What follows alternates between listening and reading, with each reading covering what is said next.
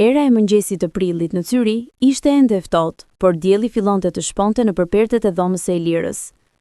Ajo u zgjua me një ndjenjë të çuditshme, sikur diçka e rëndësishme po e priste atë ditë. Ishte e shtunë dhe zakonisht do të kishte fjetur deri vonë, por syt i qenë hapur plotësisht, shikonte tavanin e bardhë të dhomës së saj të vogël, të mbushur me libra dhe fotografi. Elira Müller ishte 25 vjeç, me sy kafe të thellë që trashëgonin diçka të largët, diçka që nëna e saj zvicerane, Katerina, nuk mund t'ja shpjegonte kurrë plotësisht.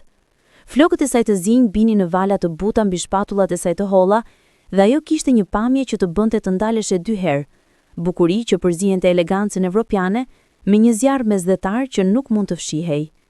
U ngrit nga shtrati dhe shkoi te dritarja. Përtej xhamit, qyteti i organizuar dhe i pastër i Zyrihut zgjohej ngadalë. Tramvajet kalonin me precizion zviceran. Njerëzit ecnin me hapa të sigurt drejt punës ose dyqaneve të bukës së freskët. Çdo gjë ishte në vendin e vet, çdo gjë ishte e parashikueshme. Dhe pikërisht, kjo e bënte Elirën të ndihej shpesh si një copë puzzle e vendosur në kutinë e gabuar. "Liri, mueslia është gati", dëgjoi zërin e nënës nga kuzhina. Katerina Müller ishte mësuese matematike në pension, grua e organizuar dhe e përkushtuar, me flok boj gështenj të shkurtër dhe sy blu të qetë. Ajo e kishte rritur Elirën vetëm, edhe ky fakt kishte qenë gjithmonë si një hije vogël mbi familjen e tyre të vogël. Elira veshi një bluzë të bardhë dhe xhinse të qelur, dhe zbriti në kuzhinë. Aroma e kafes së përsa përgatitur e priu drejt tryezës, ku nëna e saj kishte vendosur muislin, jogurtin dhe një pjatë me fruta të freskëta. "Mirëmëngjes, Muti", tha Elira duke ulur në tryezë. "Mirëmëngjes, zemra ime", u përgjigj Katerina me një buzëqeshje të butë. Por sytë e saj, Elira e vuri re, kishin diçka tjetër sot, një farë shqetësimi, sikur po mbante një sekret që po e rëndonte. Hëngra në heshtje për disa minuta. Vetëm tingulli i lugëve në pjata dhe muzika e lehtë e radios mbushte hapësirën. Por pastaj Katerina pushoi së ngrëni, mori një gënjek të thellë frym dhe foli. "Liri, ka diçka që duhet të tregoj." Zemra e Lirës u ngut. E njihte këtë ton. Ishte toni që nëna e saj përdorte kur kishte diçka serioze për të diskutuar. "Çfarë ndodhi?" pyeti ajo duke vendosur lugën poshtë. Katerina u ngrit nga shtrati dhe shkoi te dritarja e vjetër e druri që qëndronte në këndin e dhomës. Hapi një sertar të verdhur nga vjetërsia, duart e saj dridheshin lehtë ndërsa e mbante. "E gjeta këtë dje kur po pastroja bodegun. E kisha fshirë për shumë vite, mbase shumë vite", tha ajo duke u kthyer te Elira me zarf në dorë. Elira e mori zarfin me kujdes. Ishte i rëndë, sikur brenda kishte më shumë se letra. Në mbështjellje ishin shkruar fjalët: "Për Elirën, kur të jetë gati." "Çfarë është kjo?" pyeti Elira duke ndjer pulsin duke u shpejtuar. "Është për babait tënd." Fjala baba e bëri Elirën të ngrinte kokën me një herë. Gjithjetën e saj, nëna kishte folur shumë pak për të. I kishte thënë vetëm se ai quhej Arbeni, se ishte shqiptar, se kishin qenë të dashuruar kur ishin të rinj, por jeta i kishte ndarë. Askund nuk kishte detaje, askund nuk kishte fotografi, asgjë konkrete përveç emrit. "Unë nuk e kuptoj", tha Elira duke e hapur ngadalë zarfin. Brenda kishte një letër të palosur me dorëshkrim të kujdesshëm, disa fotografi të vjetra dhe një adresë të shkruar në një copë letër të veçantë. Katarina ul përsëri në karrige dhe shikoi duart e veta. "Kur u ndam nga babari yt, ishte vendimi më i vështirë jetës sime. Por ai duhet të kthehej në Shqipëri. Familja e tij nuk më pranonte. Unë isha e huaja, e pabesueshmja. Ata dëshironin që ai të martohej me një vajzë nga fshati i tyre, dhe unë isha shtatzën me ty." Elira e dëgjonte pa frymarrje. Ai donte të qëndronte, por gjendja në Shqipëri në ato kohë ishte e vështirë dhe familja e tij e shtypi. Unë nuk doja që ti të rritesh në atë presion, në atë mjedis. Kështu që vendosëm, ai do të kthehej dhe unë do të rria këtu. Por ai më la këtë letër për ty, dhe unë premtova se do t'ja jepja kur të ishe mjaft e madhe. Lotët filluan të vilin në sytë e Ilirës ndërsa shikonte fotografit. Në një prej tyre, një burr i ri me flok të zinj dhe sy plot jetë, bante në krah një vajzë të re me flok të gjatë bonde, Katerina. Ata po qeshnin, të lumtur, diku në një park. Pastaj hapi letrën. Ndërshkrimi ishte i pasigurt, por i sinqert. E dashura ime vajze Lira, nëse po lexon këtë, do të thotë se je rritur dhe nëna jote ka vendosur se është koha e duhur. Më fal që nuk kam qenë pjesë e jetës tënde. Çdo ditë që kam jetuar pa ty, më ka dhënë si thik në zemër. Kur u detyrova të largohesha, e kisha një pjesë të shpirtit të shkëputur. Dua që të dish se nuk ka kaluar një ditë pa menduar për ty. Nuk ka kaluar një mbrëmje pa pyetur veten nëse po ritesha mirë, nëse po qeshje, nëse po ishe e lumtur. Nëna jote është një grua e mrekullueshme. Ajo të do më shumë se çdo gjë në këtë botë. Nëse një ditë do të duash të më gjesh, do të jem në Shqipëri, në fshatin ku u linda. Quhet Thet, në veri të vendit. Atje jetoj me nënën time. Nëse vjen, do të pres me zemër të hapur. Por nëse zgjedh të mos vish, e kuptoj. Nuk kam të drejtë të kërkoj asgjë nga ti. Me dashuri të pafund, babai yt, Arben Kelmendi. Elira e lexoi letrën 3 herë. Çdo fjalë depërtoi thellë në shpirtin e saj. Ndjeu një përzierje trishtimi, zemërimi dhe diçka tjetër, kurioziteti. Një pyetje e vjetër që kishte jetuar gjithmonë brenda saj po merrte formë konkrete. Kush ishte babai i saj? Pse më more kaq vonë? Pyeti ajo, zëri i saj i mbushur me emocion. Katharina ngriti kokën, syt plot lot. Sepse kisha frikë. Kisha frikë se nëse e lexoje, do të doje të shkoje atje. Dhe nuk dija nëse ai ende jetonte, nëse kishte ndërtuar jetë tjetër, nëse do të pranonte. Nuk doja që të lëndoheshe. Elira shikoi sërish fotografitë, letrën, adresën. Në shpirtin e saj po ndizej një zjarr i ri, dëshira për të gjetur të vërtetën. Unë duhet të shkoj, tha ajo ngadalë, por me vendosmëri. Katharina e dinte se kjo do të ndodhte, e njihte vajzën e saj. Kur Elira vendoste diçka, askush nuk mund ta ndalte. Atëherë do të ndihmoj, tha Katharina, duke e kapur dorën e saj. Por premtoj që do të kesh kujdes. Shqipëria nuk është Zvicra, është e bukur, por është ndryshe.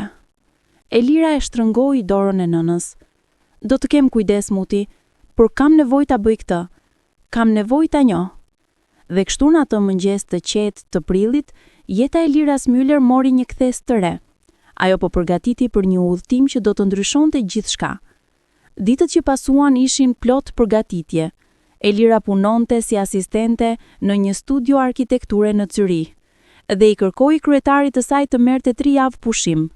Ai, një burr i mirëkuptim zviceran në të 60-tat, pa diçka në sytë e saj dhe i dha lejen pa bërë shumë pyetje. Shpresoj të gjesh ato që po kërkon, i tha ai me një buzëqeshje të ngrohtë. Në shtëpi, Katharina nxori një valixhe të vjetër dhe filloi ta ndihmonte Elirën të paketonte. Veshje të lehta, këpucë të rehatshme, një xhaketë për mbrëmje të freskëta në mal, por edhe diçka tjetër. Katharina i dha një album të vogël me fotografi të tjera që nuk ja kishte treguar kurrë më parë. Këto janë nga viti që kaluam së bashku, unë dhe Arbeni, tha Katharina, duke i dhënë albumin me dorë të dridhur. Elira e hapi me kujdes. Fotografitë tregonin një dashuri të pastër, të re. Katarina dhe Arben në plazhet e liçenit të Zyrihut, në shtigjet e Albeve, përpara katedrales së Grossmünster. Në secilën fotografi, ata dukeshin të lumtur, të lirë. A ishte student këtu? Pyeti Elira. Po, ishte në vitin e 2 të shkencave politike. I zgjuar, i ambicioz, por edhe i ndjeshëm. Ai më fliste për Shqipërinë me një pasion që nuk isha dëgjuar kurrë te askush, për malet, për traditën, për historinë e vështirë të vendit të tij, por edhe për dhimbjen që ndjente për të qenë larg familjes. Katarina pushoi për një moment. Kur mu tha se isha 7 zën, ai u gëzua. Përpastaj erdhi telefonata nga shtëpia. Nëna i tij ishte sëmur. Babai i tij kërkonte që ai të kthehej. Dhe presioni filloi të rritet. Kthehu Arben, kjo nuk është jeta jote. Ti i përket këtij vendi. Kështu i thoshin çdo ditë. Elira dëgjonte me zemër të rënduar. Dhe ai zgjodhi të shkojë. Jo vetëm kaq, tha Katarina me zë të thyer. Ai zgjodhi nderin e familjes. Në kulturën e tij ajo ishte gjëja më e rëndësishme. Dhe unë isha pengesa. Elira e përqafoi nënën e saj fort. Nuk ishte fjalë që mund ta ngushëllonin dot. Por përqafimi i tyre tha gjithçka. 2 ditë para nisjes, Elira thiri më të mirën shoqe, Lenan, dhe i tregoi gjithçka. Lena ishte një vajzë zvicerane energjike, me flok të kuq dhe personalitet që mbushte dhomën. Ato ishin miq që në shkollë fillore, dhe Lena e njinte Elirën më mirë se kushdo tjetër. Ti po bën çfarë? Bërtiti Lena kur dëgjoi lajmin. Ishin ulur në një kafene të vogël pranë lumit Limat, duke pirë cappuccino. Po shkoj në Shqipëri të gjej babain tim, përsëriti Elira me qetësi. Lena e shikoi sikur kishte folur në gjuhë tjetër. Elira, ti nuk e di as nëse ai jeton, nuk e di as nëse do të pranoj, dhe po shkon në një vend ku nuk njeh askënd, nuk flet gjuhën. Flas pak, ndërpreu Elira. Kam filluar të mësoj shqip online javët e fundit. Lena i shikoi me gojë hapur. Ti je çmendur, por kjo është arsyeja pse të dua, tha ajo duke u buzëqeshur. Në rregull, nëse do ta bësh, atëherë do ta bësh si duhet. Do të jap numrin e një shoqe time, Angelas, që jeton në Tiranë. Ajo mund të të ndihmojë nëse ke nevojë për diçka. Elira e falenderoi dhe ato përqafuan njëra tjetrën fort. Premtoj që do të më shkruash çdo ditë, tha Lena. Premtoj. Në natën para nisjes Elira nuk fjet, qëndroi zgjuar duke shikuar tavanin, duke menduar për atë që po e priste. Kishte frikë, po, por kishte edhe një forcë të re brenda saj, një vendosmëri që nuk e kishte ndjer kurrë më parë. Në orën 5 të mëngjesit Katharina e zgjoi me një filxhan çaj. Erdhi koha, tha ajo me zë të butë. Elira u ngrit, u vesh dhe mori valixhen. Në korridorin e shtëpisë para pasqyrisë së vjetër, ajo e pa veten për herë të fundit si Elira Müller nga Zyrihu. Nesër, ajo do të ishte Elira Kelmjendi, e bija e Arbenit, duke kërkuar rrënjët e saj. Në aeroport, Katharina e mbajti fort derisa duhej të shkonte. Kujdesu, zemra ime, tha ajo duke ia fshirë lot nga fytyra. Do të kthehem, muti, me përgjigje. Dhe me këto fjalë Elira Müller u ngjit në avionin që do ta çonte në Tiranë, kryeqytetin e Shqipërisë, vendin e babait të saj, vendin e rrënjëve të saj të fshehura. Avioni ul në aeroportin ndërkombëtar të Tiranës Nën Tereza në mesditë. Elira shikoi nga dritarja dhe pa një peizazh krejtësisht të ndryshëm nga ai që ishte mësuar. Malet në horizont, qielli më i gjallë, dielli më i fortë, edhe ajri duke ndryshe. Kur zbriti nga avioni dhe hyri në terminalin e aeroportit, u përfshi nga një val tjetër energjie. Njerëzit flisnin me zë të lartë, qeshnin, përqafoheshin. Ishte kaos i organizuar, shumë larg qetësisë zvicerane. Mori valixhen dhe doli jashtë. Taksit pritën në radhë dhe shoferët thirrën për pasagjerë. Elira u afrua te një prej tyre, një burr në të 50-tat me mustaqe dhe buzëqeshje miqësore. Mirë se vini, ku po shkoni? Pyeti ai në shqip. Elira u përpoq të përgjigje në shqipen e saj të pasigurt. Në qendër të Tiranës, hotel. Shoferi e kuptoi menjëherë se ajo nuk ishte vendase. Ju jeni nga jashtë? Gjermani? Zvicër? Po, Zvicër. Mirë, hyni, do t'ju çoj. Çmimi mirë. Elira ul në sedilen e pasme dhe taksiu u nis në rrugë të gjëra që çonin drejt qytetit. Ajo shikonte nga dritarja me sy plot kuriozitet. Ndërtesat ishin një përzierje e stileve, disa moderne dhe me ngjyra, disa të vjetra dhe të thërmuara. Pemët e palmave rriteshin në anët e rrugës dhe njerëzit ecnin me një ritëm që dukej më i ngadalt, më i relaksuar se në Zyrih. Herë e parë në Shqipëri? Pyeti shoferi, duke e parë nga pasqyra. Po, u përgjigje Elira. Do t'ju pëlqej. Vend i bukur, njerëz të mirë. Dhe ushqimi më i mirë në botë, tha ai duke qeshtur. Elira buzëqeshi, por mendja e saj ishte diku tjetër. Kishte në xhep fotografinë e babait dhe adresën e shkruar me dorë. Theth, një fshat në veri. Sipas Google Maps, ishte disa orë larg Tiranës, në male. Taksiu e la përpara një hoteli të vogël në lagjen Blloku. Shoferi i ndihmua me valixhen dhe u largua me një miruardhshi të ngrohtë. Elira hyri në hotel, regjistroi dhomën dhe u ngjit në katin e dytë. Dhoma ishte e thjesht, por e pastër, me një dritare që shikonte në një rrugë plot kafene dhe dyqane. Hodhi valixhen dhe u shtrua në shtrat për një moment. Ja ku jam, tha ajo me vete. Shqipëria. Pas disa minutash pushimi, vendosi të dilte të eksploronte. Veshi një fustan të lehtë të verdhë dhe sandale dhe zbriti në rrugë. Bloku ishte plot jetë.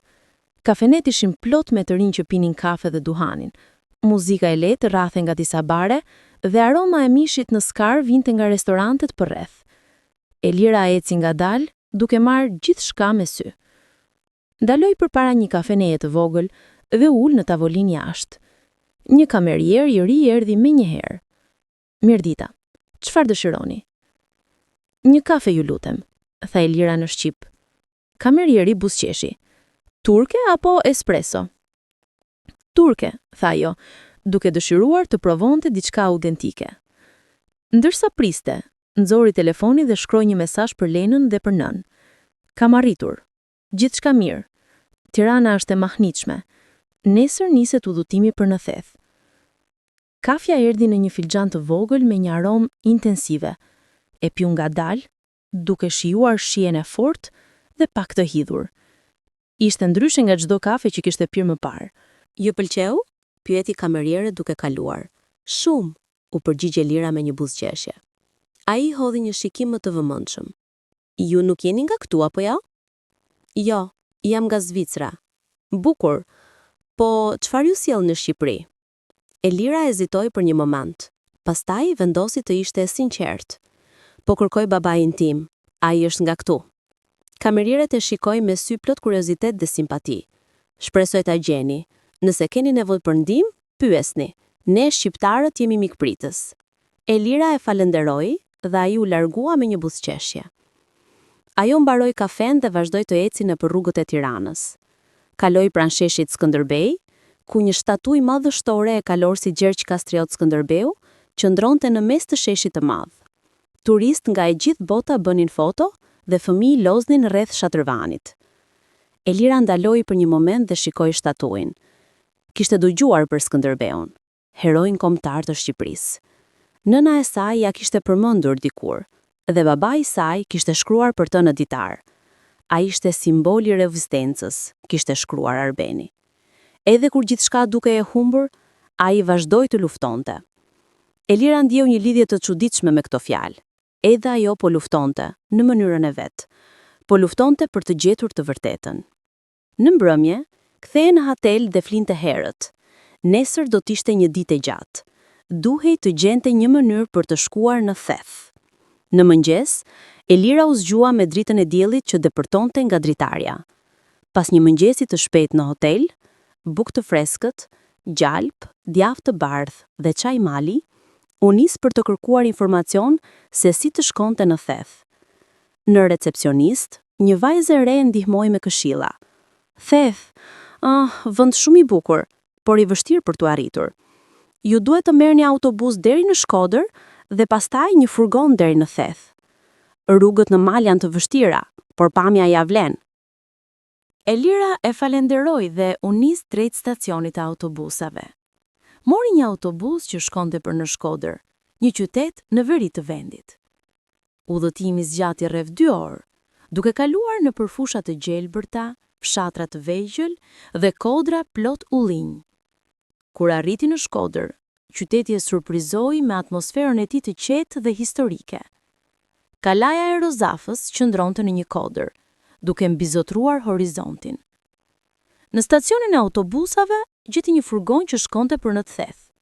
Shoferi ishte një burr i fortë në të 60-tat, me fytyrë të degur nga dielli dhe duar të fuqishme. Theth, thot po shkojmë, 500 lek, tha ai. Elira pagoi dhe ul në sedilen e pasme. Në furgon ishin edhe disa turistë të huaj, një çift gjerman dhe 2 vajza franceze.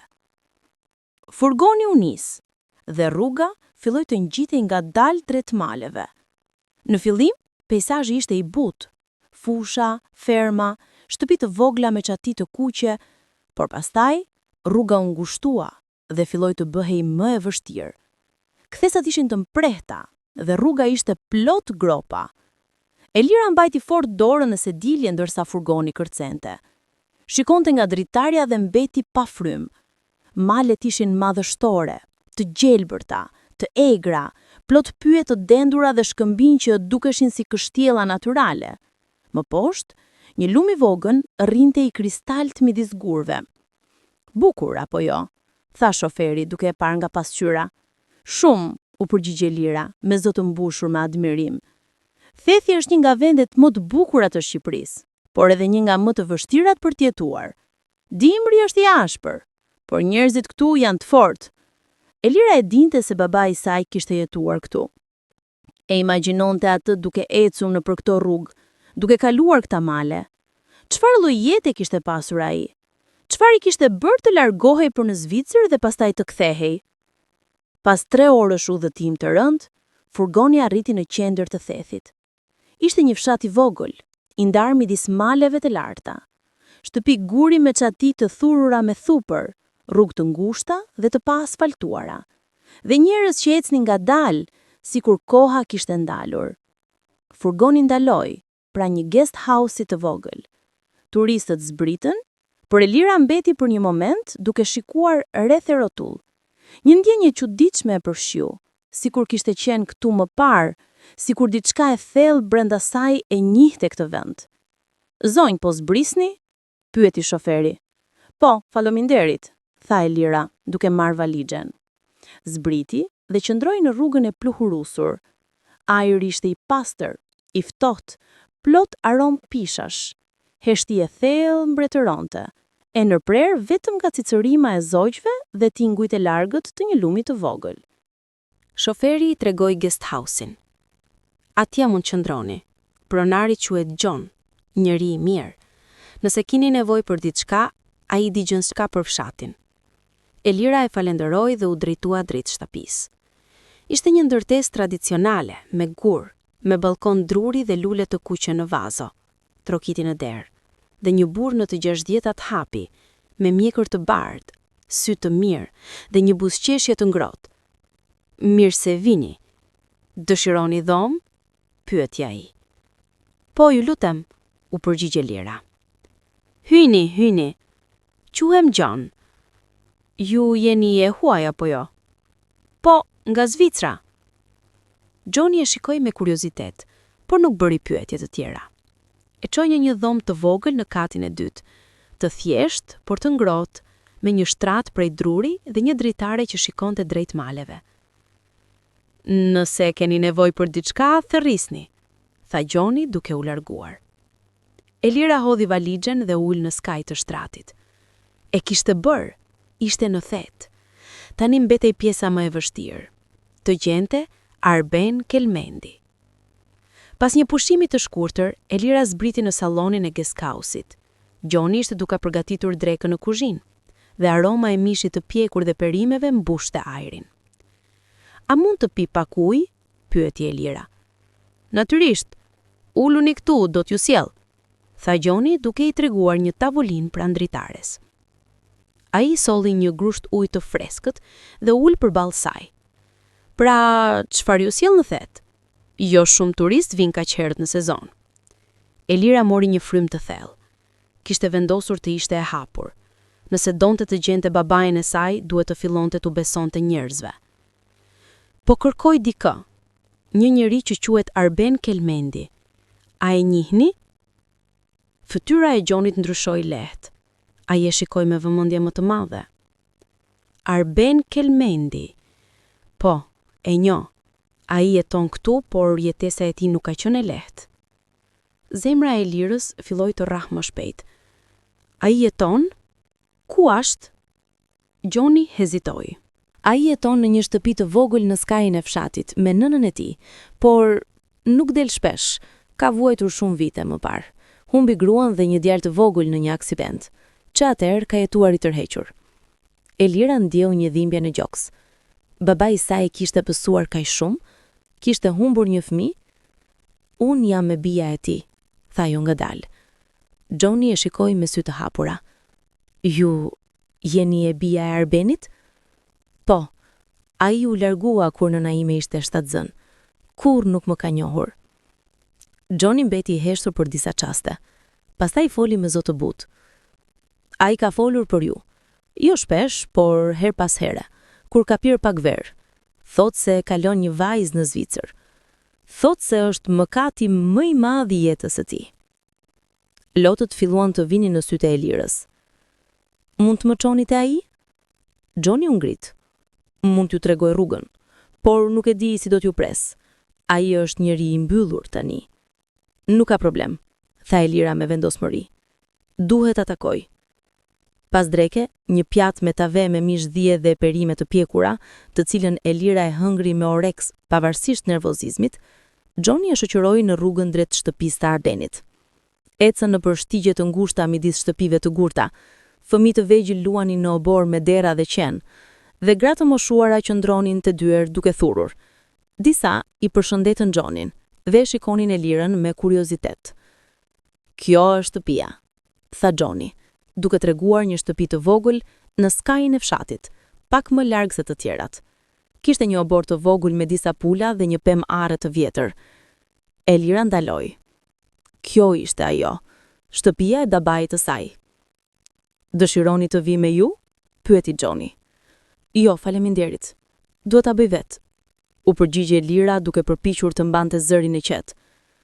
Gjoni I vuri një dorë në shpatull. Pa qifat. Nëse keni nevojë, shtëpia ime është gjithmonë e hapur. Ai u largua dhe Elira mbeti vetëm përpara portës së drurit të vjetër. Zemra e saj rrahte aq fort sa mendonte se mund ta dëgjonin edhe brenda shtëpisë. Mori një frymë të thellë dhe trokiti. Për disa qaste, asgjë. Pastaj dëgjoi hapa të rënd.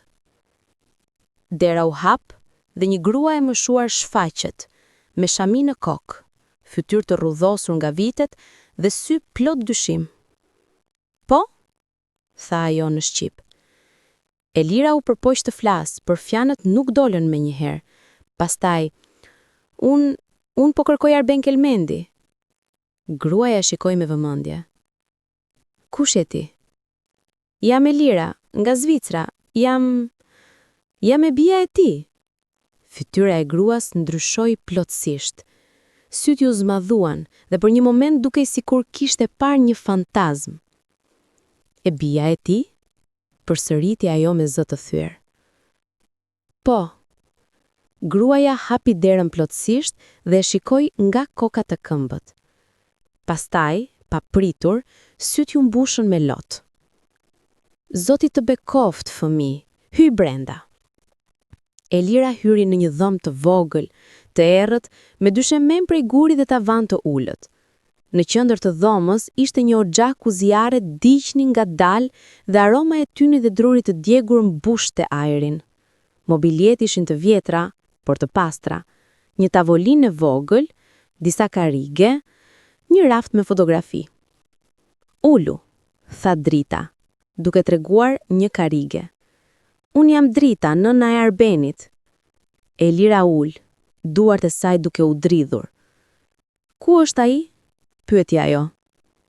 Drita ul përballë saj dhe e shikoi me dhimbje në sy. Ai është në fush, do të kthehet së shpejti. Por a e di se ti po vjen? Jo. Drita lëshoi një pëshërtim të thellë. Ai ka vuajtur shumë për ty. Çdo ditë që ka kaluar, ka menduar për ty. Por nuk ka pasur guxim të kthehet. Kishte frikë se do ta urrenin, se nuk do ta falnin. Elira ndjeu një ny në fyt. Unë nuk e urrej. Dua vetëm ta njoh.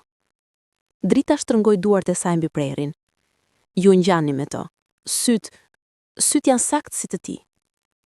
Në atë moment, dera u hap dhe një burr hyri. Ishte I gjatë, me shpatulla të gjëra, por trupin e dobësuar. Flokët I kishte gri, fytyra e rrudhur, por syt ishin njësoj si në fotografitë e vjetra, të thellë, të zinj, plot jetë, edhe pse të rënduar nga dhimbja. Arben Kelmendi ndaloi në prag kur e pa Elirën. Çanta me dru që mbante në shpinë ra në tokë. Kush është kjo? Pyeti ai me zë të thyer. Drita u ngrit. Arben, kjo është Elira, e bia jote. Ajo ka ardhur nga Zvicra për të gjetur. Për disa çaste, Heshtje absolute. Arbeni shikonte Elirën sikur po shikonte një ëndër. Pastaj lotët filluan të rrinin nga sytë e tij. Elira, përshpriti ai. Elira u ngrit, duke u përpjekur të mos qante. Baba, tha ajo për herë të parë në jetën e saj. Arben bëri disa hapa përpara, pastaj ndaloi, sikur nuk dinte nëse kishte të drejta përqafonte. Por Elira nuk priti, ecën përpara dhe përqafoi me forcë. Dhe, për herë të parë në 25 vjet, babai dhe e bia qënë së bashku.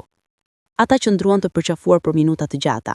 Arben qante pa zë, trupi i tij i rënduar duke u dridhur.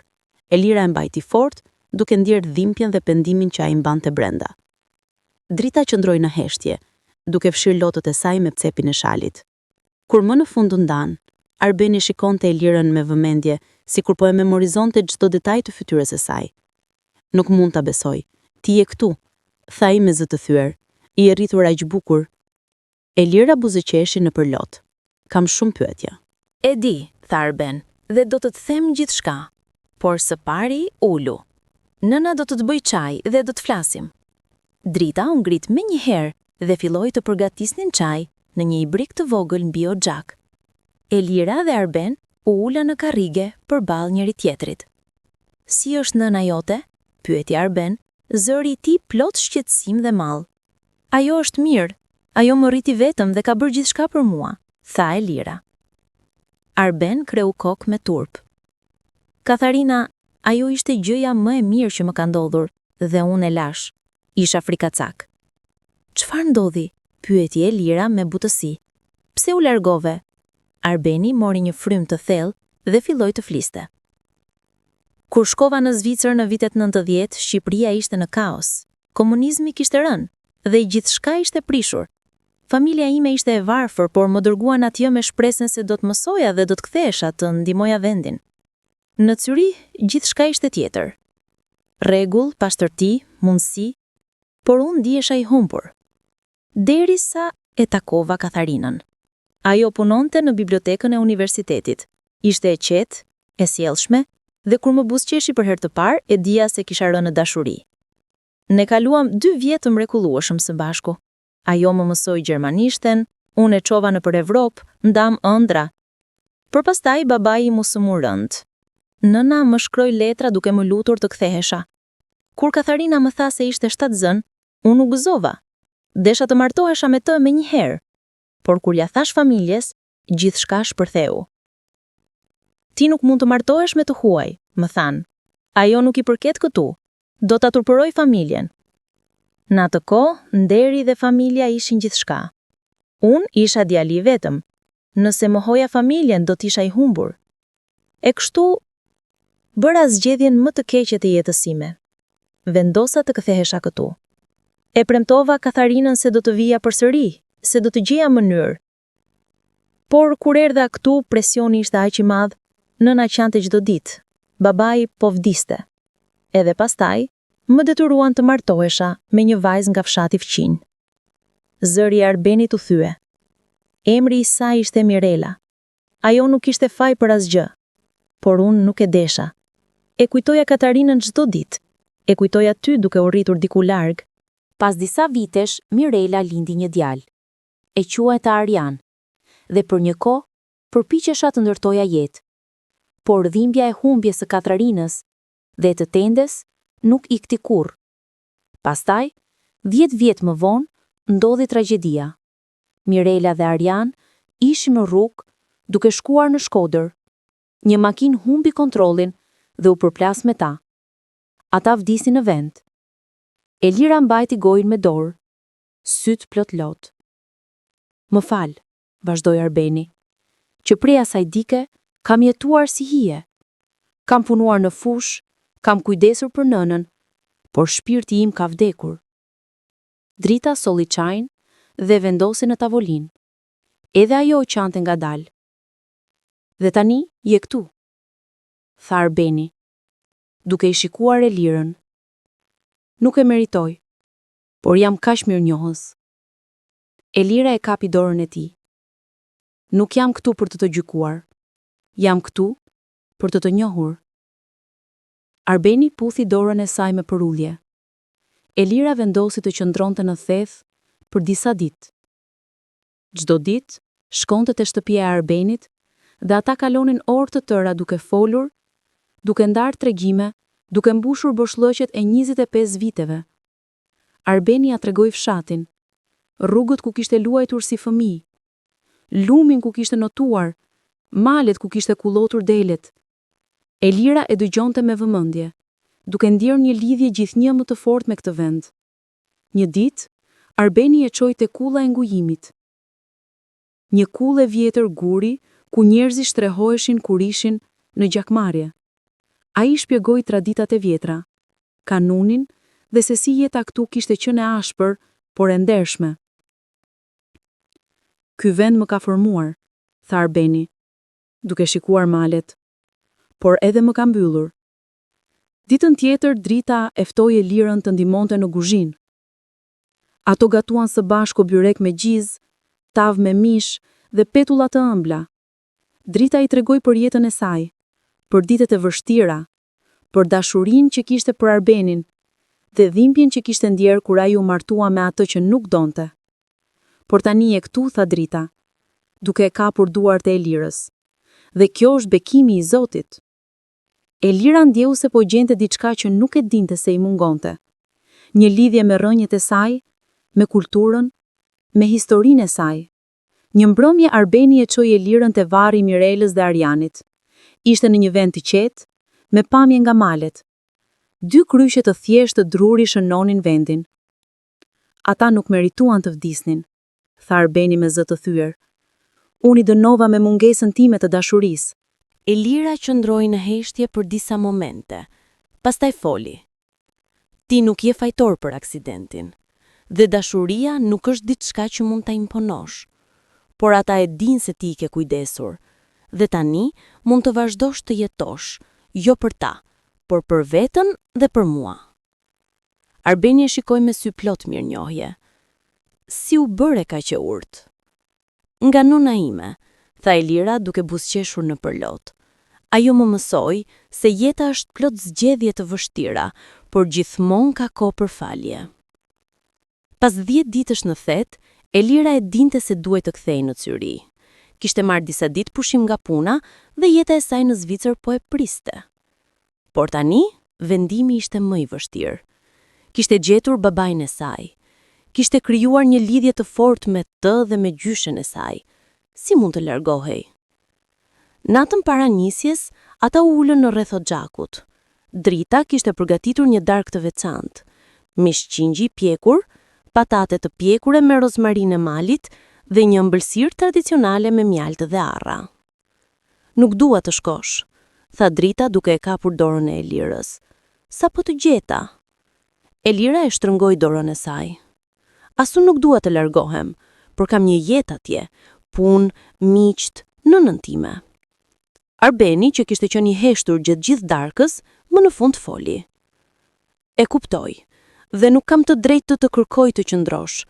Ti ke bërë rrugë të gjatë për të më gjetur, dhe unë jam mirënjohës për çdo moment që ke kaluar këtu. Por kjo nuk është lam të mirë për gjithmonë, tha Elira me vendosmëri. Unë do të kthehem, dhe dua që ju të vini në Zyri, të takoni nënën time, të shihni jetën time, të jeni pjesë e saj. Arbeni e shikoi me sy të hapura. Ti do që unë të vi në Zvicër? Po, nëna e di se jam këtu, i kam shkruar çdo ditë, dhe ajo ka thënë se do të ishte gati të takonte. Arbeni mbuloi fytyrën me duar, trupi i tij u drodh. Drita i vuri një dorë në shpinë. Djali im, kjo është shansa jote për të shëruar, për të kërkuar falje, për të qenë baba që nuk e mundur të jesh. Arbeni ngriti kokën, fytyrën e spërkatur me lot. Por si mund të më falë ajo, pas gjithçkaje që i kam bërë? Elira u afrua dhe u gjunjëzua pranë tij. Baba, nëna ime nuk është grua e hidhur. Ajo ka vuajtur po, por ajo ka vazhduar jetën. Dhe ajo më ka mësuar se dashuria e vërtet nuk harron, por fal. Nëse ti vjen, nëse i kërkon falje me zemër të sinqertë, unë e di se ajo do të dëgjoj. Arben qau për disa minuta. Pastaj, mori një frym të thellë dhe kreu kokë. Do të vi. Nuk e di se kur, por do të vi. Elira e përqafoi fort. Kjo është gjithçka që kërkoja të dëgjoja. Në mëngjesin e nisjes, qielli mbi theth ishte I kthjellët. Era e lehtë e majit lëvizte degët e pemëve dhe dielli fillonte të ngrohonte ajrin e ftoftë të mëngjesit. Elira kishte paketuar valixhen e saj dhe tani qëndronte jashtë shtëpisë Arbenit, duke pritur furgonin që do ta çonte drejt Shkodrës. Drita e përqafoi me forcë duke qarë heshturazi. Do të pres bia ime, do të pres gjithmonë. Do të kthehem gjyshe, premtoi, tha Elira duke përdorur fjalën gjyshe për herë të parë. Drita buzëqeshi në përlot. Arben qëndroi pak më larg, duar në xhepa, duke shikuar me një shprehje të përzier dhimbjeje dhe shprese. Elira shkoi te ai. Baba, kjo nuk është fund, është fillimi. Arbeni e tërhoqi në një përqafim të gjatë. Faleminderit që erdhe. Faleminderit që më dhe shansin. Nuk e meritoj, por do të përpiqem të jem babai që ti meriton. Je tashmë, përshpëriti Elira. Furgoni arriti dhe shoferi, I njëjti burr që e kishte sjell, zbriti për ta ndihmuar me valixhen. Gati për t'u kthyer? Pyetja me një buzëqeshje. Po, tha Elira edhe pse zemra e saj ishte rënduar. U ngjit në furgon dhe ul pranë dritares. Ndërsa furgoni fillonte të lëvizte, ajo I shikoi Arbenin dhe dritën duke I tundur dorën. Ata I tundën dorën edhe ata, duke qëndruar në oborrin e vogël, derisa furgoni zhduku pas kthesës së parë. Elira mbështeti kokën te dritarja dhe la lotët të rjefnin lirisht. Ishte e lumtur dhe e trishtuar njëkohësisht. E lumtur që e kishte gjetur babain e saj, e trishtuar që duhej të largohej. Por e dinte se do të kthehej. Dhe e dinte se kjo ishte vetëm fillimi një lidhjeje që do të rritej me kalimin e kohës. Udhëtimi I kthimit ishte I gjatë. Nga Thet në Shkodër, pastaj në Tiranë dhe më në fund avioni drejt Zyrihut. Gjatë gjithë kohës, Elira mendonte për ditët që kishte kaluar, për bisedat me babain, për kujtimet që kishin ndarë. Kur avioni ul në Zyrih, ajo ndjeu një ndjenjë të çuditshme, sikur kishte qenë larg për vite, jo vetëm për 2 javë. Në aeroport Katarina e priste. Kur e pa Elirën duke dal nga porta, syt I shkëlqyen dhe e vrapoi ta përqafonte. Mirë se erdhe zemra ime, më ke munguar aq shumë. Edhe ti muti, tha Elira, duke e mbajtur fort. Në rrugën për në shtëpi, Katarina donte të dinte gjithçka. E gjete? Si është ai? Si u soll me ty? Elira ja tregoi gjithçka. Nga momenti kur trokiti në derë, te bisedat e gjata me Arbenin, te dashamirësia e dritës, te bukuria e thethit. Katarina dëgjonte me vëmendje dhe në fund tha: "Jam e lumtur që e gjete dhe që ai është mirë." Ai dëshiron të vi këtu, tha Elira ngadalë, të takoj, të kërkoj falje. Katarina mbeti e heshtur për një kohë. Pastaj pshëriti u. Nuk e di nëse jam gati, por nëse ti mendon se duhet, atëherë do ta pres. Elira e mori dorën e saj. Ai ka vuajtur muti, ashtu si ti, por tani ne kemi mundësinë të shërojmë gjithçka. Katarina buzëqeshi në përlot. Ti e shpresa ime Liri, gjithmonë ke qenë. Javët kaluan dhe jeta e Lirës ktheu në normalitetin e saj zviceran. Puna në studio, takimet me miqt, darkave me Lenën ku I tregonte gjithçka për udhëtimin. Për çdo pasdite, ajo kontrollonte emailin dhe telefonin me padurim. Dhe një ditë arriti një letër, jo email, por letër e vërtet, e shkruar me dorë. Zarf I vogël me pull shqiptare dhe shkrimin e njohur të Arbenit. Elira e hapi me duar të dridhura. E dashura ime Elira, shpresoj që kjo letër të gjej mirë dhe të lumtur. Që prej ditës që u largove, jeta këtu ka ndryshuar. Nëna flet për ty çdo ditë dhe unë shikoj fotografitë që bëm së bashku dhe nuk mund të besoj se je reale. Kam filluar të organizoj gjërat këtu. Kam folur me një avokat në Shkodër për dokumentet që më duhen për të udhëtuar në Zvicër. Procesi është I ngadalt, por jam I vendosur. Dua të vi sa më shpejt I jetë mundur. Dua të shoh ku ke rritur. Dua të takoj nënën tënde dhe t'i kërkoj falje për dhimbjen që I kam shkaktuar. E di se fjalët nuk janë të mjeftueshme, por shpresoj se një ditë ajo do të më jap shansin të tregoj se sa I penduar jam. Deri atëherë, di se je në mendjet dhe në zemrën time çdo ditë. Me dashuri, babai yt, Arbeni. Elira e mbylli letrën dhe e shtypi fort në gjoks. Një ndjenjë ngrofte për shiu. Babai I saj po vinte. Familja e saj po ribashkohej. Ja tregoi letrën Katarinës atë mbrëmje. Nëna e saj e lexoi ngadalë, duke marrë çdo fjalë me kujdes. Kur mbaroi, përshteri u thellë. Ai duket I ndryshuar. Është I ndryshuar, tha Elira. Jeta e ka thyer, por edhe e ka bërë më të fortë. Katarina e shikoi me sy plot emocion. Nëse vjen, do ta pres. Por, Liri, mos prit që gjithçka të jetë perfekte. Ka dhimbje të vjetra. Ka plagë që ende nuk janë mbyllur. E di, tha Elira. Por besoj se dashuria mund t'i shëroj. 3 muaj pas kthimit të Elirës, arriti momenti. Arbeni kishte marrë vizën, kishte bler biletën dhe ishte në rrugë për në Zyri.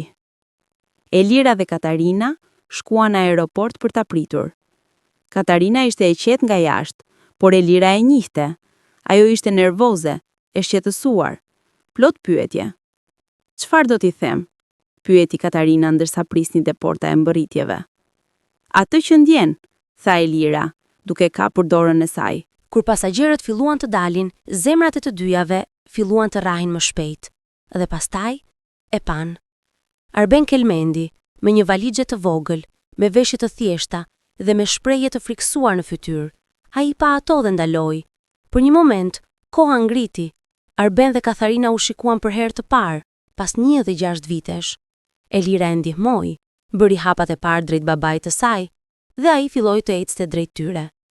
Kur u takuan, Arben qëndroi përpara Katarinës, I pafuqishëm.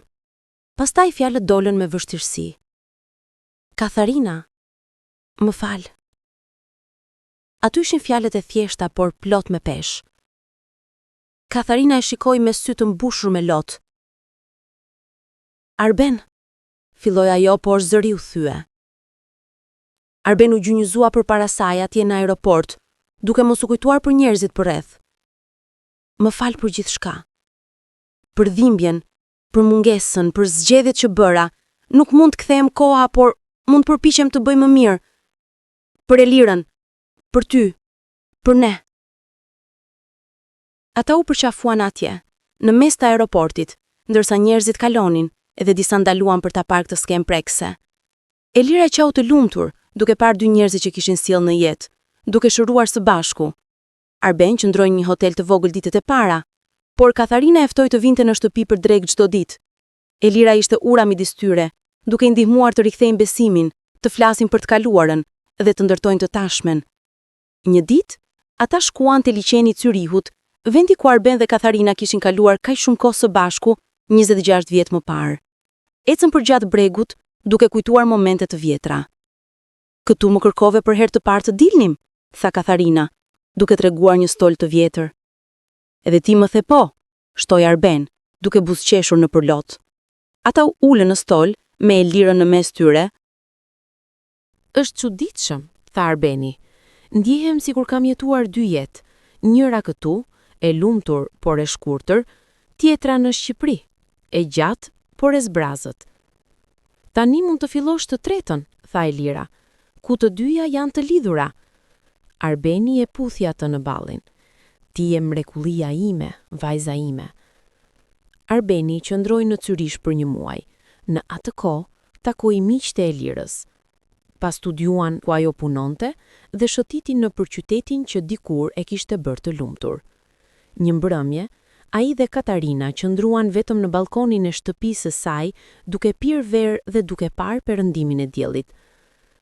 A i ke menduar ndonjëherë se si do t'ishte nëse do t'kishim qëndruar së bashku? Pyeti Katarina. Arbeni pshërtiu. Çdo ditë. Por tani kuptoj se jeta nuk mund t'jetoj në hipotetik.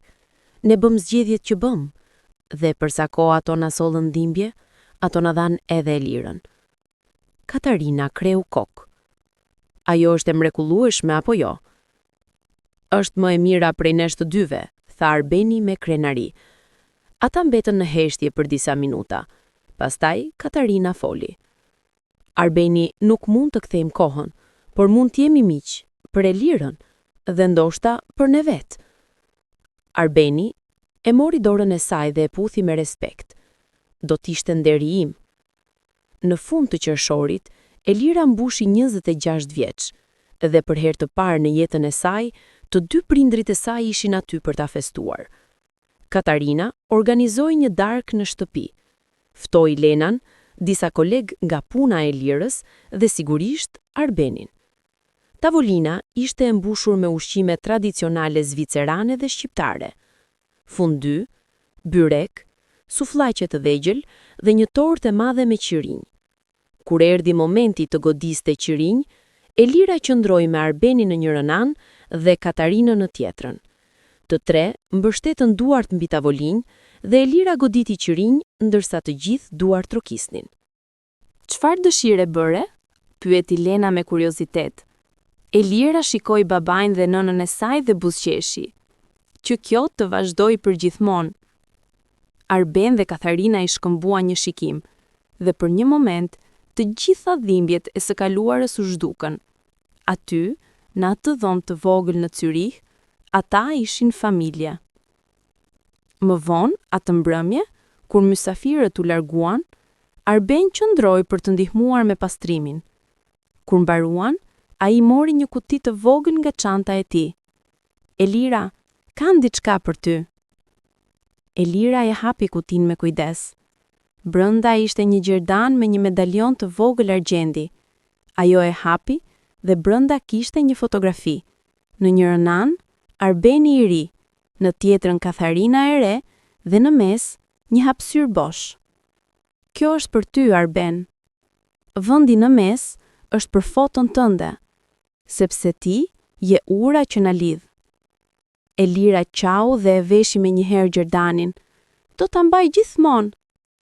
Arben duhej të kthehej në Shqipëri. Drita ishte e moshuar dhe kishte nevojë për të. Por para se të largohej, ai premtoi se do të kthehej sërish. Dhe herën tjetër, do të sillni gjyshen Drita, tha Elira. Arbeni u gëzua me iden. Ajo do të donte ta shihte këtë vend. Në ditën e largimit, në aeroport, ata u përqafuan sërish. Por këtë herë ishte ndryshe. Nuk kishte trishtim të thellë, por vetëm premtimin e ribashkimit. Shihemi së shpejti, baba, tha Elira. Shihemi së shpejti, bia ime, u përgjigj Arbeni. Dhe ndërsa avioni e çonte larg, Elira dhe Katarina qëndruan të përqafuara, duke parë qiellin ku ai fluturonte. Vera kaloi dhe vinte vjeshta. Elira kishte vazhduar jetën e saj, por tani me një zemër më të plotë. Çdo javë fliste me Arbenin përmes video thirrjeve dhe çdo muaj shkëmbente letra me Dritën. Një ditë, në zyrë, mori një telefonat nga Arbeni. Zëri i tij tingëllonte i shqetësuar. Elira, nëna ime është sëmur. Mjekët thonë se është zemra, nuk është rënd, por duhet të ketë kujdes. Elira ndjeu një shqetësim të thellë. Çfarë mund të bëj? Asgjë për momentin, por dua që ti ta takosh sërish. Nëse diçka ndodh, dua që të ketë mundur të kaloj më shumë kohë me ty. Elira vendosi me njëherë. Do të vi, javën tjetër. Dhe kështu, vetëm 3 muaj pas kthimit të saj të parë, Elira u nis përsëri për në Shqipëri. Por këtë herë ishte ndryshe. Nuk ishte më një kërkuese e panjohur. Ishte e bija që shkonte të shihte familjen e saj. Kur arriti në theth, Drita ishte në shtrat, për buzëqeshja e saj ishte po aq ngrohtë sa herën e parë. Bia ime e erdhi, tha ajo me zë të dobët. Gjyshe, jam këtu. Drita puthi dorën e saj. Zoti të bekoft, ti e bekimi më i madh i jetës sime. Elira qëndroi në theth për 2 javë, duke kujdesur për Dritën së bashku me Arbenin. Ata gatuanin së bashku, pastronin dhe kalonin një kohë të bukur. Kur Elira u kthye në Zyri, E kishte marrë një vendim. Donte që familja e saj të ishte më e afërt, jo vetëm me vizita sporadike, por me një lidhje të qëndrueshme. Një mbrëmje, mbajti një darkë me Katharinën dhe ja prezantoi idenë. Muti, dua që babai dhe gjyshja të vinë për Krishtlindje, këtu, me ne. Katharina e shikoi me befasi. Krishtlindja? Por ata janë musliman. E di, por Krishtlindja këtu nuk është vetëm fest fetare, është kohë për familje. Dhe ne jemi familje tani. Katharina mendoi për disa çaste, pastaj buzëqeshi. Ke të drejtë. Do të jetë e çuditshme, por e bukur. Le ta bëjmë. Elira e përqafoi fort. Ajo i shkroi Arbenit dhe ai pranoi menjëherë. Drita, pavarësisht moshës dhe shëndetit të dobët, ishte entuziaste. Nuk kam qenë kurrë jashtë Shqipërisë, shkroi Arben në përgjigjen e tij. Kjo do të jetë aventurë për nënën time. Muaj deri në dhjetor kalionin shpejt. Elira përgatiste gjithçka. Rezervoi biletat e avionit, organizoi dhomën e mysafirëve në shtëpinë e Katharinës dhe filloi të mësonte receta tradicionale zvicerane për darkën e Krishtlindjes. Lena e ndihmonte me entuziazëm. Kjo do të jetë Krishtlindja më e bukur ndonjëherë, thoshte ajo. Në datën 22 dhjetor, Arben dhe Drita arritën në Zürich. Elira dhe Katharina shkuan në aeroport për t'i pritur. Kur i pan duke dal nga porta e mbërritjeve, Arben duke mbajtur krahun e Dritës që mbante një bastun por buzëqeshte gjerësisht, zemrat e tyre u ngrohon. Mirë se vini, tha Elira duke i përqafuar të dy. Drita puthi faqet e Elirës dhe pastaj të Katharinës. Faleminderit që na ftuat, nuk e besoj se jam këtu. Katharina buzëqeshi. Shtëpia ime është shtëpia juaj. Ditët para Krishtlindjes ishin magjike.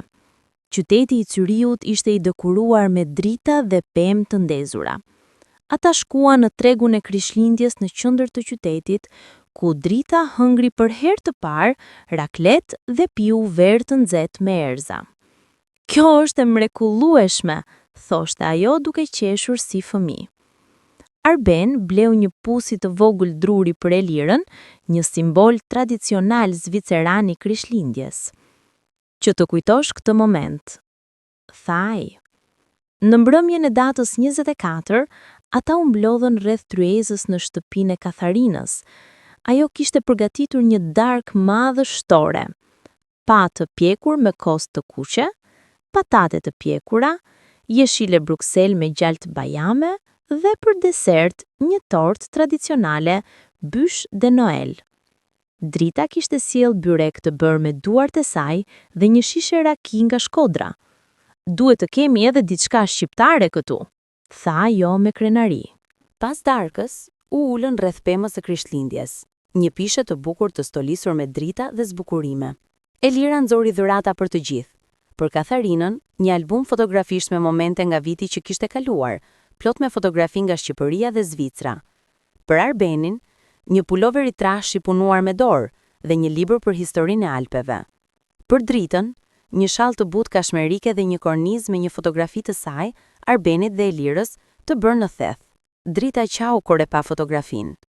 3 breza, tha ajo me zë të thyer. E gjithë familja ime në një fotografi.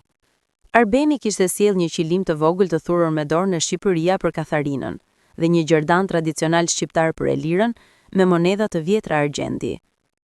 Ky gjerdan ka qenë në familjen tonë për gjenerata, tha ai. Tani i përket ty. Elira e veshi me një herë, duke ndjer peshën e historisë së tij. Katharina kishte përgatitur dhurata për Arbenin dhe Dritën gjithashtu. Për Arbenin, një pallto të ngrohtë dhe një çantë udhëtimi cilësore. Për Dritën, një pijame të butë dhe një set me kujdesin e lukurës. Që të mendoni për ne kur të ktheheni, tha Katharina me një buzëqeshje të butë.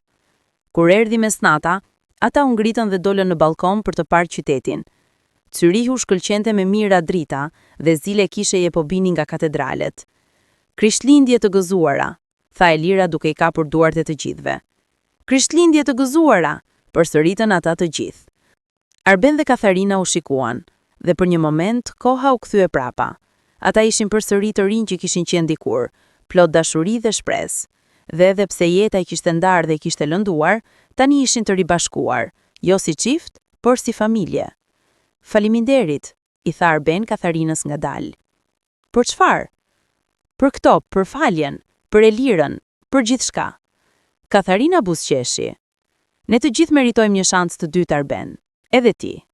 Në orët e vona të natës, kur të gjithë ishin futur për të fjetur, Elira nuk mund të flinte. U ngri dhe zbriti në kuzhinë për të pirë ujë. Në errësirë, pa siluetën e dikujt të ulur te tavolina. Ishte Katharina. Mama, çfarë bën zgjuar? Katharina u kthye. Nga drita e dobët e dritares, Elira pa se ajo kishte qarë. Çfarë ka ndodhur? Pyeti Elira duke u shqetësuar, duke ulur pranë saj.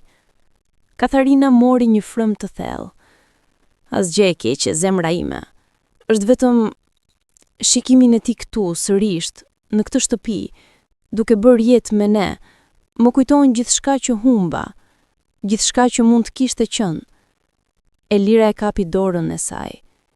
E di që është e vështirë, por ti nuk e humbur.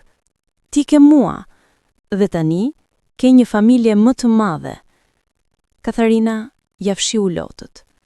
E di, dhe jam mirënjohëse, por ndonjëherë zemra ime ende dhemb për vajzën e re që isha, që e donte atë me të gjithë shpirtin dhe mendonte se do të ishim gjithmonë së bashku. Elira e përqafoi fort. Ai ende të do muti, e shon në sytë e tij kur të shikon, por është një dashuri e ndryshme tani, e pjekur, e përgjegjshme, plot respekt.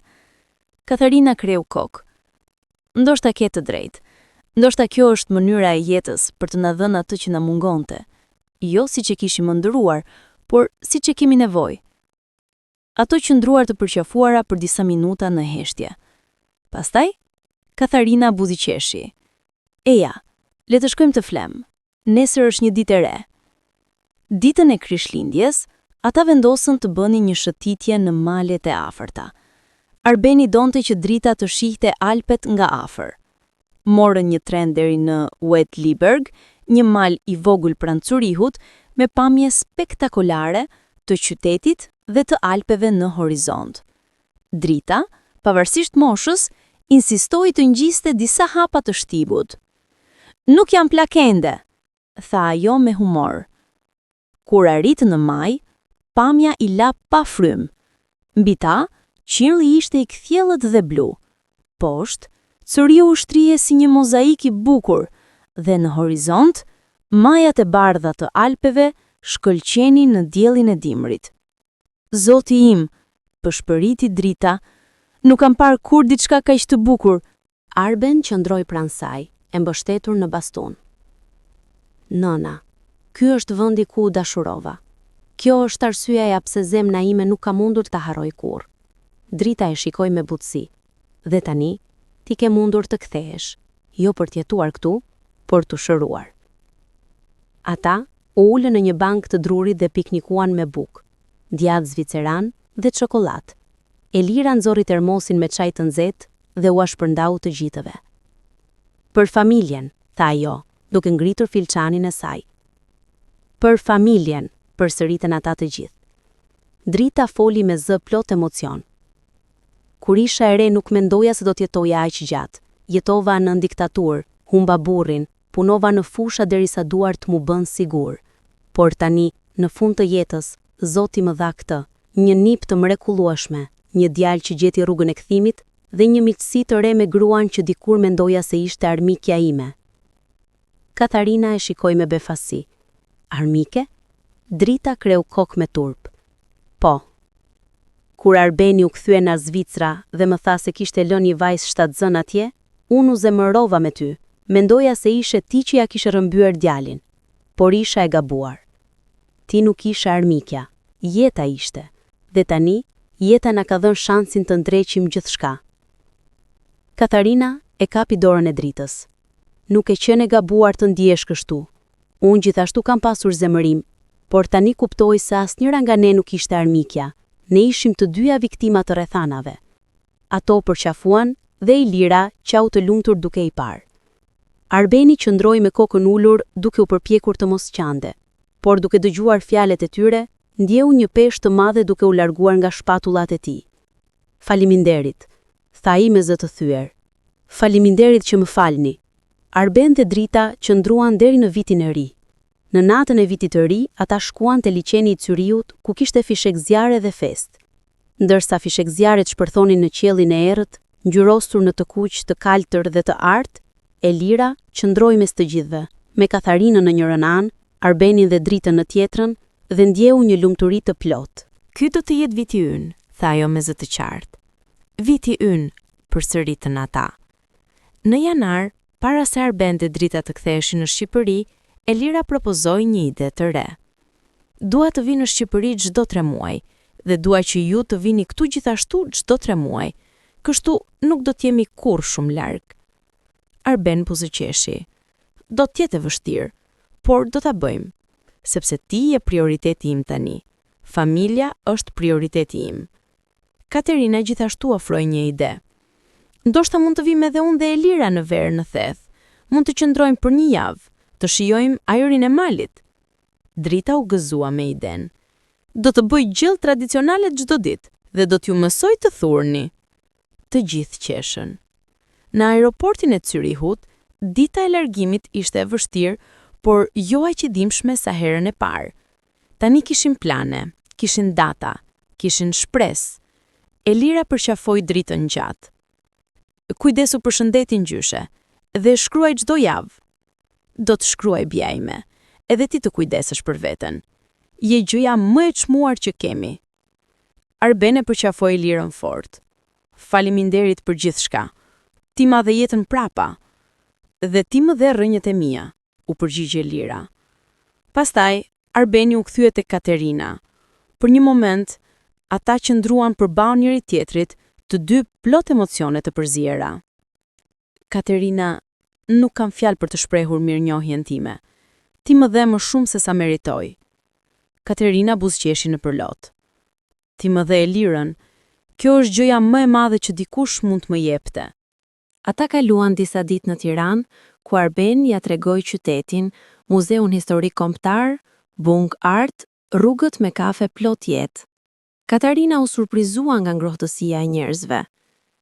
Çdo persona përshëndet, çdo persona ofron kafe. Arbeni qeshi. Kjo është nikpritja shqiptare. Mysafiri është nga Zoti, themi ne. Pastaj u dëtuan drejt thethit. Katarina ishte nervoze. Çfarë do të mendoj Drita për mua tani që jam këtu?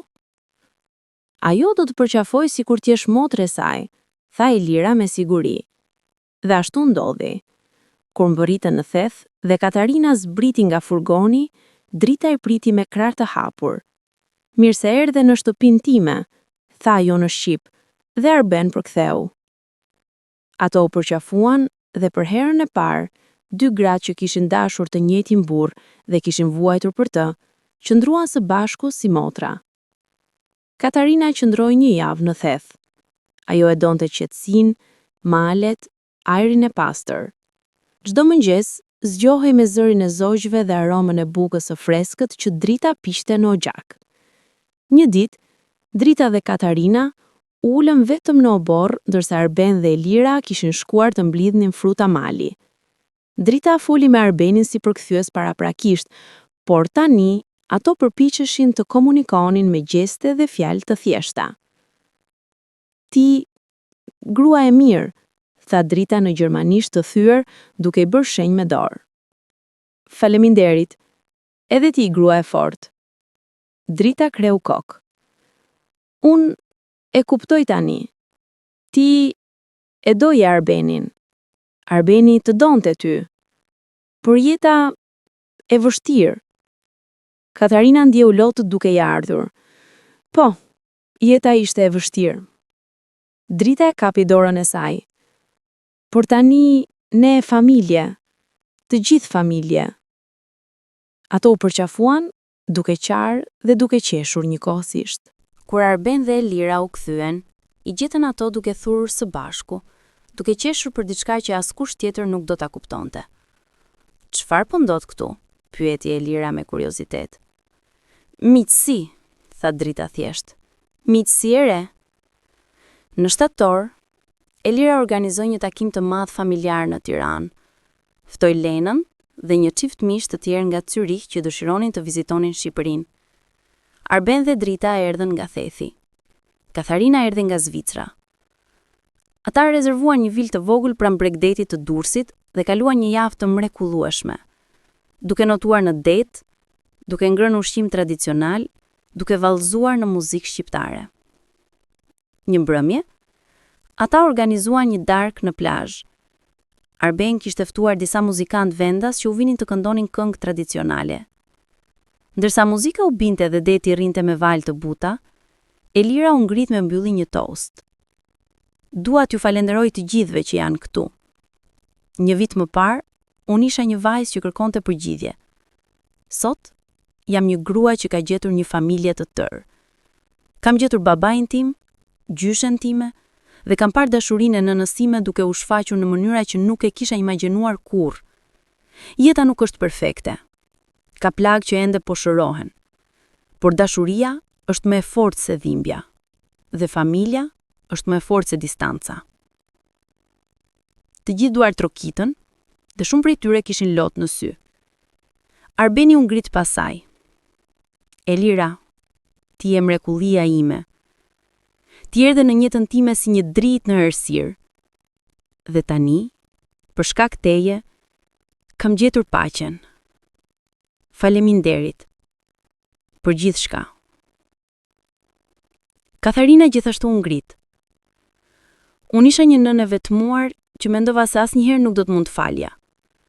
Por Elira më mësoi se falja nuk është dobësi, është forcë. Dhe sot, duke qenë këtu me të gjithë ju, ndihem e bekuar. Drita foli në fund, me Arbenin duke përkthyer. Jam një plagë që ka jetuar shumë. Kam parë luftë, varfëri, dhimbje, por tani, në fund të jetës, Zoti më ka dhënë këtë. Një familje të bashkuar. Nuk ka pasuri më të madhe.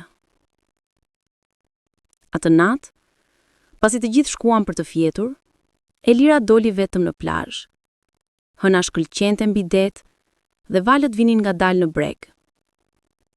Ajo u ul në rër dhe shikoi horizontin. Mendoi për gjithçka që kishte ndodhur. Nga dita kur nëna i kishte dhënë letrën, te momenti kur kishte trokitur në derën e shtëpisë Arbenit, te çdo përqafim, çdo lot, çdo buzëqeshje. Faleminderit, po shpëriti ajo në erën e natës. Faleminderit që më dhe guximin të kërkoja. Faleminderit që më dhurove këtë familje. Pas disa minutash, dëgjoj hapa pasaj. Ishte Arben. A mund të ulem pranë teje? Gjithmonë, baba. Ata qëndruan krah për krah, duke shikuar detin. A mendon ndonjëherë se si do të ishte nëse nuk do të kishe ardhur? Pyeti Arben. Po, dhe e di që do të kisha jetuar me një boshllëk. Do të kisha qenë gjithmonë e papëlqyer, duke u pyetur për gjysmën time që mungonte. Edhe unë, tha Arben. Do të kisha vdekur duke menduar se e bia ime më urrente. Elira e kapi dorën e tij. Nuk të urrej, dhe nuk të kam urryer kurrë. Kisha pyetje, kisha dhimbje, por kur urrejtje. Sepse nëna më ka mësuar se dashuria e vërtet është më e fortë se gjithçka tjetër. Arbeni puthi dorën e saj. Jam njeriu më me fat në botë. Një vit pas takimit të parë, Elira u kthye në Theth për të festuar përvjetorin, por këtë herë erdhi me lajme. Ajo kishte marrë një vendim të madh. Do të hapte një deg të studios e arkitekturës ku punonte në Tiranë. Do të kalonte gjysmën e vitit në Zvicër, gjysmën në Shqipëri. Kështu mund të jeva afër të gjithëve, tha ajo kur ja shpjegoi familjes. Arbeni ishte i habitur dhe i gëzuar njëkohësisht. Por puna jote në Zyrich, jeta jote atje. Jeta ime është këtu edhe aty tani, tha Elira me qetësi. Dhe kjo është bukuria, nuk duhet të zgjek, mund t'i kem të dyja. Katarina e mbështeti plotësisht. Ti je e re, e talentuar dhe e zgjuar. Nëse dikush mund ta bëj këtë, je ti. Në mbrëmjen e përvjetorit, ata u mblodhën rreth Hoxhakut në shtëpinë e Arbenit, e njëjta dhomë ku Elira kishte takuar babain e saj për herë të parë. Drita kishte përgatitur një darkë madhështore, dhe të gjithë hëngrën derisa nuk mundën më. Pas darkës, Arben nxori një instrument muzikor të vogël, një qifteli, një instrument tradicional shqiptar. Ai filloi të këndonte një këngë të vjetër mbi një burr që kthehet në shtëpi pas vitesh larg. Zëri i tij ishte i thyer nga mosha, por i mbushur me ndjenjë. Elira e dëgjoi me sy plot lot. Kur mbaroi, të gjithë duar trokitën. Pastaj Elira u ngrit. Edhe un kam diçka, tha ajo. Ajo nxori një letër të palosur dhe filloi ta lexonte. Një poem që kishte shkruar për familjen e saj. Nga malet e thetit te brigjet e limatit, nga zemra që kërkonte te shpirti që gjeti, nga dhimbja e së shkuarës te shpresa e së ardhmes, nga humbja e gjatë te gjetja e përjetshme. Dy botë, dy gjuhë, dy rrënjë të ndara, por një dashuri që i lidh të gjitha. Një baba që humbi dhe u gjet, një nën që dha dhe fali, një gjyshe që priti dhe preki, dhe një vajzë që kërkoi dhe mësoi. Kjo është historia jonë, jo e përsosur, por e vërtet. Jo pa dhimbje, por plot me shpresë. Jo pa gabime, por plot me falje. Dhe tani, ndërsa qëndrojmë së bashku, e di se shtëpia nuk është një vend, është një ndjenjë. Është dashuria që na mban të bashkuar, përmes maleve dhe deteve, përmes komës e distancës, përgjithmonë. Kur mbaroi, heshtja e thellë mbretëroi. Pastaj, të gjithë qënë duke qarë, Arben, Katarina, Drita, të gjithë. Ata u ngritën dhe përqafuan Elirën, duke formuar një rreth të ngushtë, të bashkuar, të pathyeshëm. Faleminderit, shpëriti Arben. Faleminderit që na dhe këtë. Faleminderit që më pritët, u përgjigje Elira. 5 vjet kaluan. Elira tani jetonte mes dy vendeve, duke punuar në projekte arkitekture që lidhnin traditën shqiptare me modernitetin evropian. Arbeni dhe Drita vizituan Zvicrën çdo vit dhe Katarina shkoi në Shqipëri çdo verë.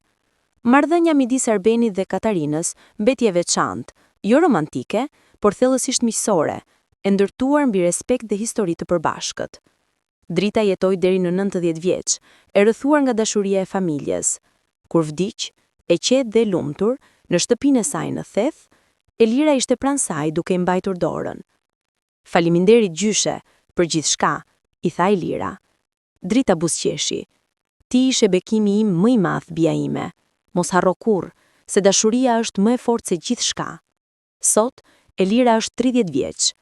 Ajo ka hapur studio të arkitekture në Tiranë dhe Zyrich, është bërë një ura midis dy kulturave dhe ka frymzuar qindra njerëz me historinë e saj. Çdo vit, në përvjetorin e ditës kur takoi babain e saj për herë të parë, ajo shkon në Theth, ngjitet në majën e malit të afërt dhe shikon horizontin. Atje, në heshtje, falenderon jetën për guximin që i dha, për dashurinë që gjeti dhe për rrënjët që zbuloi.